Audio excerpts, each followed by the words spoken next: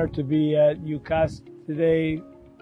It's been a really amazing day because we've celebrated the first anniversary of Insaf. Insaf is a legal incubator that was created last year in 2022. It's the first of its kind in the Middle East, and it's also the first legal incubator that was created specifically to train female lawyers. In Palestine, in Gaza, women have historically been underrepresented in the practice of law. So through the generosity of the United Nations Development Program and their donors from different countries in Europe, we were able to create the first incubator here. A year later, we have graduated 15 incredibly bright and highly compassionate lawyers. And so to have 15 bright and very energetic lawyers who are coming out of the incubator, our goal now and our challenge is to be able to support them. UNDP provided a year of funding, and for that we will always be grateful. But at this point, we've got to look for ways to support them for the next between 9 and 12 months.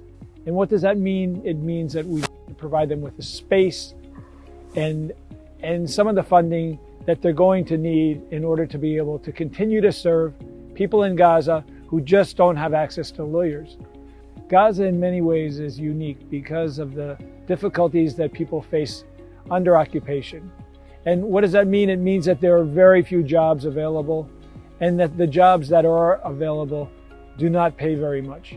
And so for young lawyers who are deeply committed to social justice, it's imperative that they have funds to even get from their home to the court.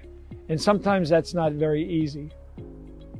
And so, as I mentioned, the challenge that we have before us is to look for ways to get folks from outside of Gaza and the international community to provide some funding that will enable us to keep them going for the next 9 months to a year.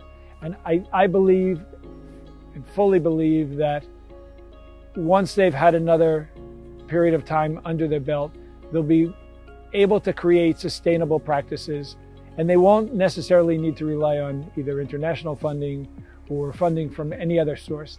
And they will be able to once again develop their skills, use their commitment, their compassion, and the love that they feel for being Gazans.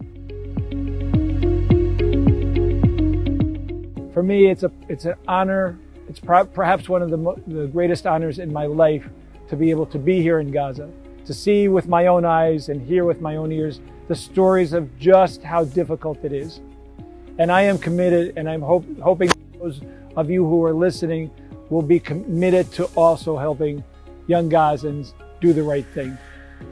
Thank you very much, UNDP.